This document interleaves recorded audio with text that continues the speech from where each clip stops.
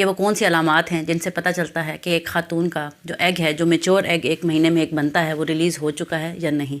तो egg release होने गए यानी कि ओव्यूलेशन के क्या साइंस होते हैं, इस बारे में हम आज जानेंगे। और मैं आपको 7 साइंस बताऊंगी और इसके अलावा कौन से टेस्ट हैं जो हमें करवाने चाहिए ओव्यूलेशन यानी कि ये चेक करने के लिए कि हेल्दी फीमेल को जो मेच्योर एग, हेल्दी जो एग है वो रिलीज़ हो रहा है या नहीं।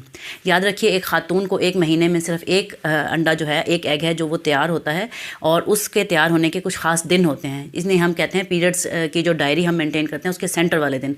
तो ज़रूरी है सबसे पहले ये जानने के लिए कि आपका खातून का कब एग रिलीज़ हुआ है, उसको अपने मेंस्ट्रुअल डायरी मेंटेन करनी चाहिए। मेंस्ट्रुअल डायरी से क्या मुराद है, जैसे कि हमारे पास एक कैलेंडर है तो कैलेंडर पे आप डेट नोट करेंगे कि किस डेट को आपके पीरियड स्टार्ट हुए और किस डेट को एंड हुए। फ़र्ज़ करें खातून को 1 सितंबर को पीरियड स्टार्ट हुए और नेक्स्ट जो पीरियड आए हैं वो 1 अक्टूबर को आए हैं, तो उसका 30 डेज़ का साइकिल बनता है। इसी तरह अगर किसी को 1 सितंबर को पीरियड स्टार्ट हुए हैं और नेक्स्ट जो पीरियड है वो 28 सितंबर को आ गए हैं, तो हम उसे कहेंगे कि ये 28 डेज़ का साइकिल है। तो अपने साइकिल की लेंथ को जानना ज़रूरी है, क्योंकि साइकिल की लेंथ से हमें पता चलता है कि इसके जो दरमियान के दिन होते हैं, यानी कि इसको आप 2 पे डिवाइड कर लें तो हाफ डेज़, यानी अगर एक किसी खातून का 28 डेज़ का साइकिल है तो 14वें दिन उसका एग रिलीज़ होने का ज़्यादा चांस है। लेकिन ये पूरा हफ्ता जो है ये गोल्डन पीरियड कहलाता है, इसमें किसी भी टाइम एग रिलीज़ हो सकता है। तो ये 32 डेज़ का साइकिल बन गया। तो अब जो उसका जो है उसका हाफ जो बनता है वो 15-16 डे बनता है, तो वो उसका ओव्यूलेशन के डेज़ अप्रॉक्सीमेट होंगे। लेकिन ये 2 दिन पहले और 2 दिन बाद में भी हो सकता है।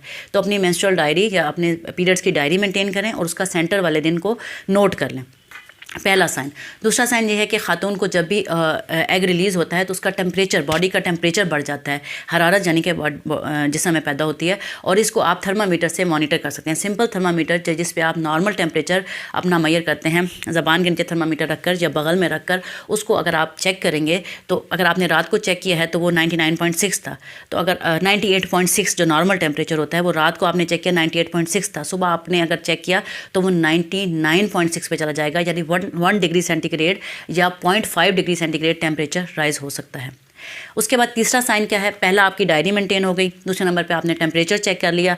आपको अपनी बॉडी पे बहुत गौर करना पड़ता है। कुछ ख़वातीन में ब्रेस्ट टेंडरनेस होती है, यानी कि ब्रेस्ट में या छाती में दर्द होती है, और कुछ में पेट के निचले हिस्से में दर्द होती है, जिसे हम कहते हैं pain lower abdomen. Pain lower abdomen जिन ख़वातीन को होता है वो क्यों होता है, जब एग अपने उसका जो खौल होता है उसमें से जब निकलता है तो उसमें ब्राउनिश डिस्चार्ज भी आ सकता है और पेन लोअर एब्डोमेन भी हो सकती है। इससे हम कहते हैं मिटल शिमर्स, यानी पेन वो जिसकी वजह से एग रिलीज़ हुआ। कुछ ख़वातीन को में ये पेन इतना सीवियर होता है कि वो वॉमिटिंग भी कर सकता है। इसके अलावा फीमेल का डिस्चार्ज है, अगर हम उसको देखें तो वो अंडे की सफ़ेदी की तरह थिन हो जाता है, स्ट्रेचेबल हो जाता है और स्टिकी हो जाता है, यानी कि वो चिपचिपा हो जाता है और थिन हो जाता है और बिल्कुल अंडे की सफ़ेदी की तरह कलरलेस हो जाता है। तो अगर आप गौर करें तो उस दिन जिस दिन आपकी ओव्यूलेशन होती है उस दिन ये डिस्चार्ज ज़्यादा आपको क्लियर नज़र आता है, क्लियर कलर में, और स्टिकी नज़र आता है और स्ट्रेचेबल नज़र आता है। आम दिनों में इस तरह का डिस्चार्ज नहीं होता।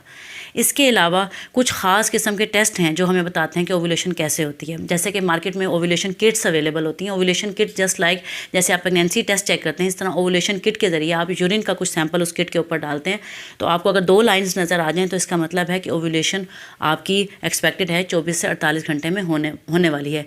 इस किट का नाम LH किट भी है या ओव्यूलेशन किट के नाम से भी जानी जाती है।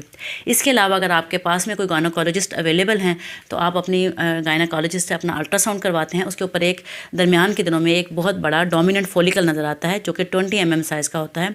ये फॉलिकल ज़्यादातर वेजाइनल अल्ट्रासाउंड, ट्रांसवेजाइनल स्कैन पे नज़र आता है, और ये भी एक साइन होता है कि एग मैच्योर हो चुका है और अब वो रिलीज़ होने वाला है विद इन 24 से 36 या 48 आवर के अंदर, यानी 1 से 2 दिन के अंदर एग रिलीज़ होने वाला है जब उसका साइज़ मैक्सिमम हो जाता है, जो कि जिसे हम कहते हैं डोमिनेंट फॉलिकल। उम्मीद है आज की मेरी इस डिटेल वीडियो में आपको पता चल गया होगा कि ओव्यूलेशन के क्या साइन हैं, और अगर आप मज़ीद जानना चाहते हैं इसके बारे में तो आप अपनी डॉक्टर से ज़रूर मशवरा करें और उससे जो है कंसल्ट करें फॉर फर्दर इन्वेस्टिगेशन के कौन कौन से टेस्ट होने चाहिए।